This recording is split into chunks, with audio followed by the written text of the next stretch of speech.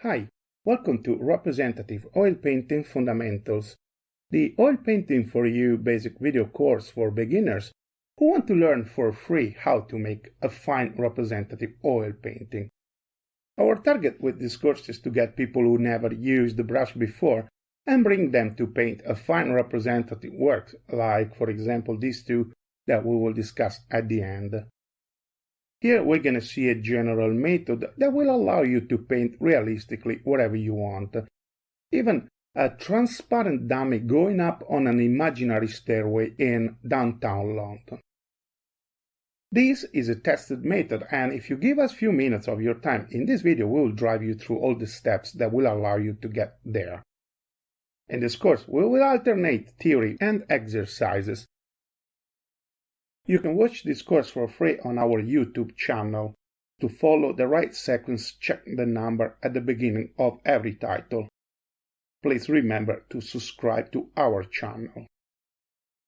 This course is divided in 3 parts. In the first part, we discuss in an easy way some basic notion of physics and chemistry. Just few important concepts that will allow you to know better the materials that you will use in your oil painting activity, and to understand how the lights, the shadows, the reflections, and the transparencies work in a representative painting. In the second part, we will talk about the materials and the tools that a painter uses in its activity, so that you will know exactly what to ask when you will go to buy your own painting equipment. But if you already have an idea on what you need, you can skip this part. We will discuss the mediums and the oil paints, pointing out some important criteria that you should keep in mind when you choose them. We will see all the things that you need to know to prepare your palette, including some of the problems you may run into while you're doing it. And for those interested, we will also briefly see how to make the oil colors by ourselves. Then we will discuss the brushes so that you can choose and handle them in the correct way, picking up the right one for every job you have to do and cleaning them in the correct way. We will talk about the supports used in oil painting. In particular, we will discuss the canvas and the wooden panel, but we will also see many other types, so that you can find the most convenient for you to follow this course first and to do your works later. At the end, we will see the rest of the tools that you may need, pointing out some criteria to choose them, like for example the palette, the easel, and so on. In the third part, you will start painting. Here, we have 3 chapters. In the first, Let's Paint, we will see the fundamentals of the oil painting technique. We will start with an exercise for those who never used a brush before, so that they can break the ice. But then we will get deeper when we will talk about uniform painting. Following the video here, you will do your first actual exercise, and you will see how to deal with some problem you may run into. Then we have a video where we talk about a theoretical point of view about 2 colors blending and fading, where we introduce some important terms that we will use in the rest of this course. We will see by the practical point of view the 2 methods that you can use to blend and fade colors: the multi-layer method, which is what they call glazing, that at first we will see only by the theoretical point of view, and then the mixed method, where we will see some theory first, but then we will do a couple of exercises. In the last video of this chapter, we will see how to make corrections and reworks, so that you will know exactly what to do when you make a mistake, or when you want to change something that it didn't come out exactly like you had it in mind in your dry painting. Here is where we see how to use the multi-layer method. In the following chapter, we will use the abstract to refine our fundamentals. It's very important that you do the exercises properly, because in your entire career of representative painter, this is the only moment where you will focus more on how to paint than what to paint. So, take your time, make sure that at the end of this chapter you don't have to think anymore on how to do the things, but you can completely focus on what to do. In the first abstract exercise, you will decide on paper what to do, and then accordingly you will paint it on the support. The second exercise is a kind of in the middle because you will still paint freely like you would do in an abstract work, but following a few simple rules, at the end your work will look like a piece of silk.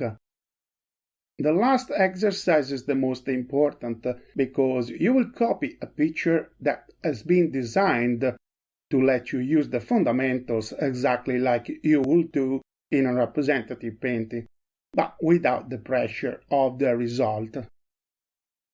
If you have completed these exercises properly, you are ready to paint your first realistic representative work, like for example the one that we will discuss at the end of the last chapter. Here, we will drive you through all the decisions that you have to make to be sure that at the end you will choose the subject of your first work and you will paint it all by yourself. In the first video, we will see the logical sequence of actions that a painter consciously or unconsciously has to do to define what to represent in its works. Then we will talk about the human perception. This will help you to understand how a representative painting works and will also help you to decide how to choose your subjects according with your experience. We will talk about lights and shadows so that you can decide what type of lighting effects you want to represent in your scene. And then we will see how to represent by the theoretical point of view transparent and reflective objects, because they will play a very important role in the realistic perception of your works. At the end, finally, you will do your first representative painting all by yourself. Here, based on the things that we have seen, you have to choose on your own the subject that you want to paint, and following the method that you will see in the last 4 videos, you have to paint it. In the first of these last 4 videos, we will see how to draw a sketch on the support to set the reference that you need to do your work. And in the last 3 videos, we will discuss the things that you need to paint it. Here, we'll introduce the very important concept of representative analysis, and we will show you how following this method, even by taking bad decisions in this analysis, you will still be able at the end to paint a decent realistic representation of your subjects. At this point, our representative oil painting fundamentals video course is complete, but as promised, for those interested in seeing how to paint representative in an alternative way, in the Neo-Metaphysics extension, we will see the things that you need to carry out a painting, like for example this transparent dummy going up on London's imaginary stairway. The painting definition of this type of works, as you will see, isn't very easy. In this case, we will be more precise with our representative analysis.